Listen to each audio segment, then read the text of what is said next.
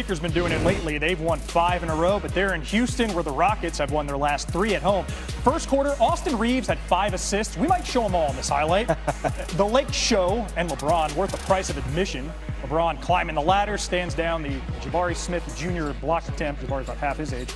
Lakers up 1 after 1. Midway through the second, there's Luka. Good luck defending that. Trev, you wanted to travel, didn't get it. 23 at recess for the Don. 3 to play in the half. KD getting his on the offensive end. He's about to pass Jordan in career points. Didn't do it today. He had 18. Rockets up 2. 2 minutes to play in the half. Rockets, vertical trajectory. Reed Shepard picks Doncic's pocket. Amen Thompson slams it home.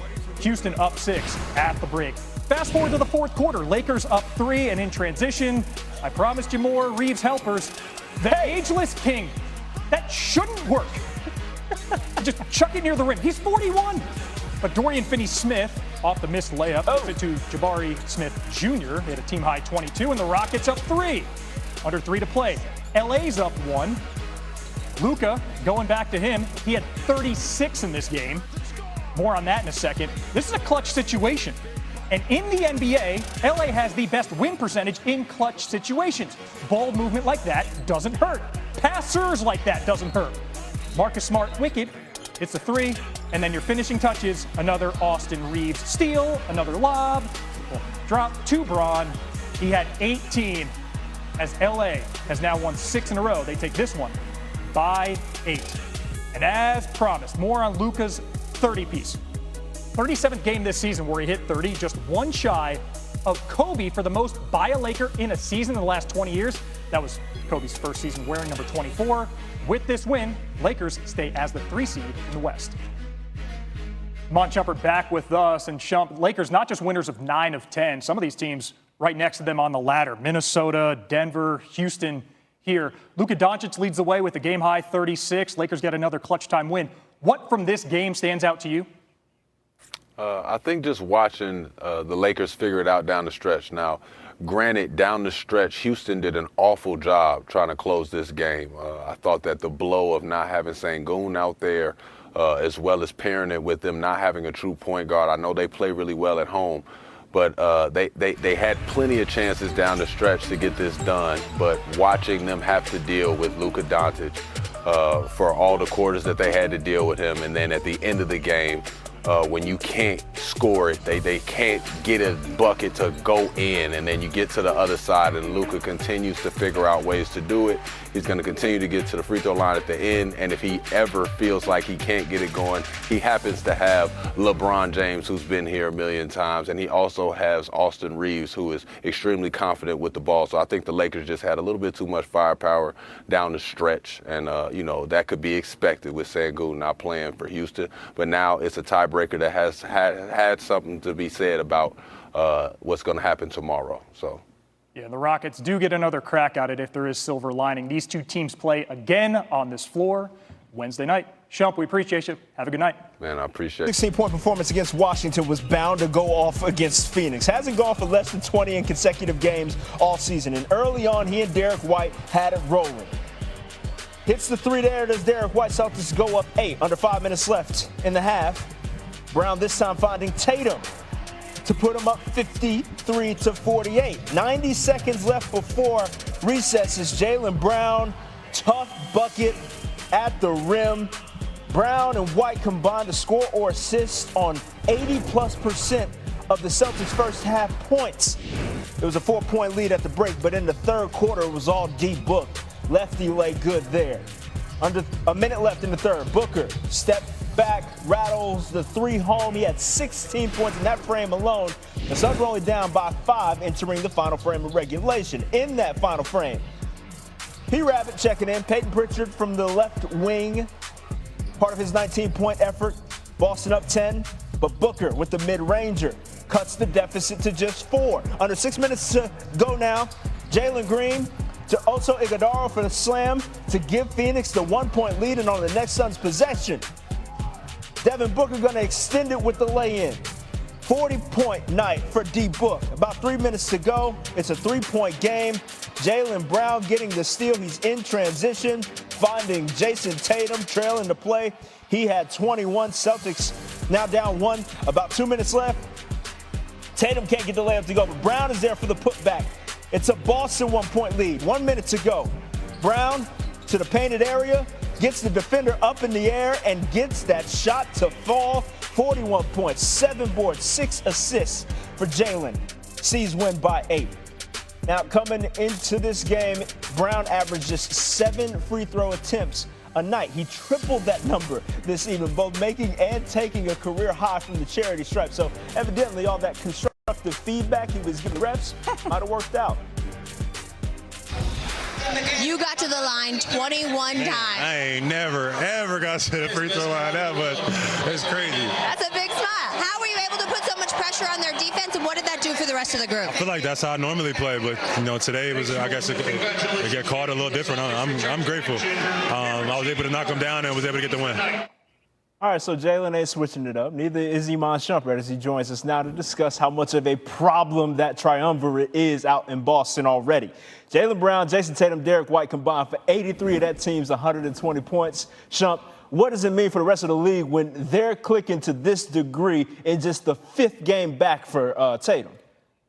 I like it so much because an indication of winning basketball in this league is guys being able to assume the position. Right now, that's exactly what Boston's doing. They know Jaylen Brown is their guy. They know what they can get out of him night in, night out, and they know if they need a little bit more, they can ask for it from him. Now, when you start talking about a Derek White, somebody that you're used to just keeping the train on the tracks, he's able to just plug and play. You can plug him in.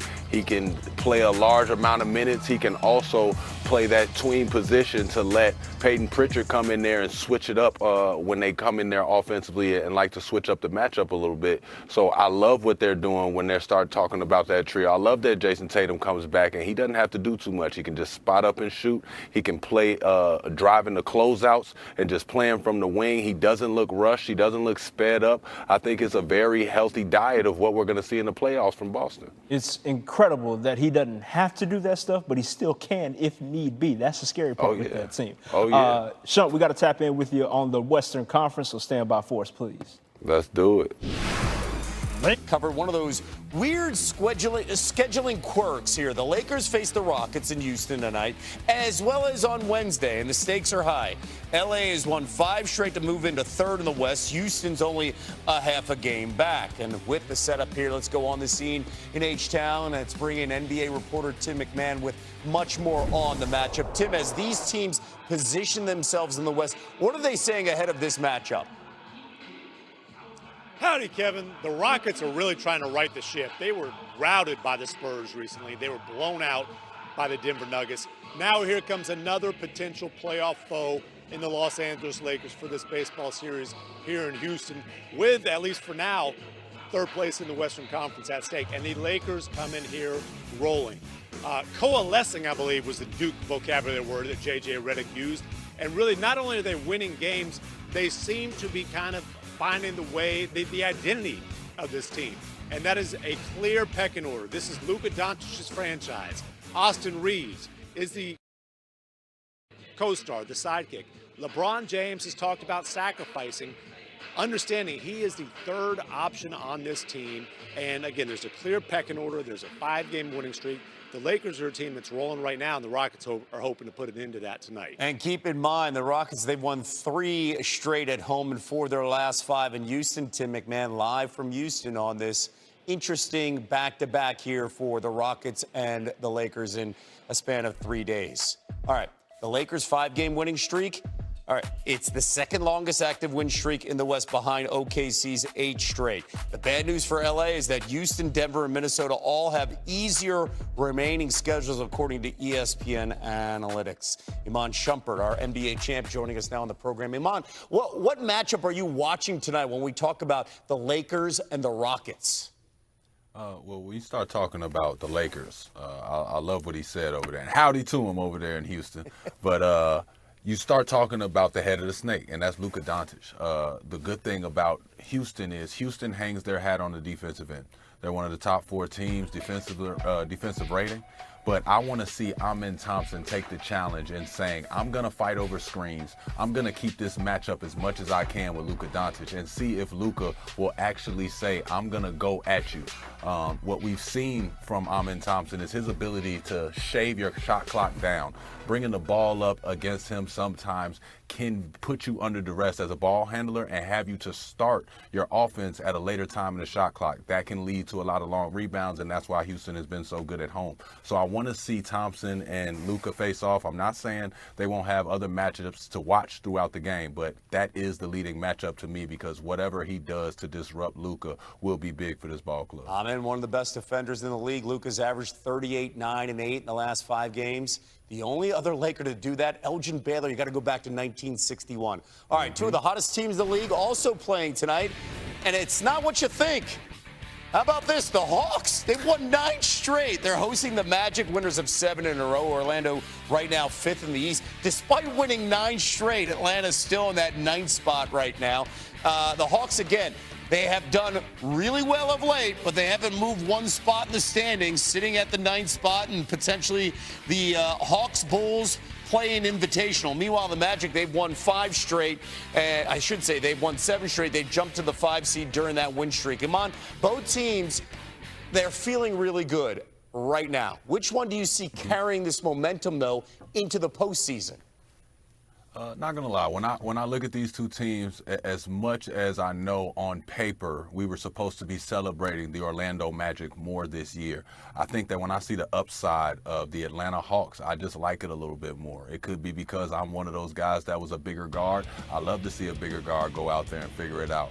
I like to see what this team has done, though. They have added players, C.J. McCollum, adding guys and then now putting Jalen in that driver's seat to say, hey, spread your wings and do this.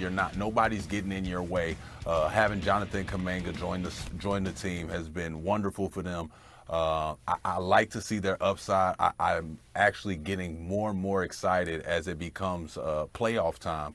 To see them take games a little bit more serious, not in the regards of we want to finish with a great win, but they're starting to, at the end of games, feel like they're supposed to win. And sometimes it takes some confidence. Sometimes it takes some delusion. I think that the Hawks can turn the corner. I know where they're sitting. I know they've been like that for years. But if you're ever talking about turning the corner, first you have to change the nucleus. I think they've done that. I think they have a new direction, and I think the city is behind them. Yeah, and led by, you mentioned it, Jalen Johnson. He's a completely different guy when he carries this team. I think he wants to carry the team, and you're seeing the results right now paired up with Kuminga. Iman, thank you so much. Good stuff right there. We'll see how that plays out.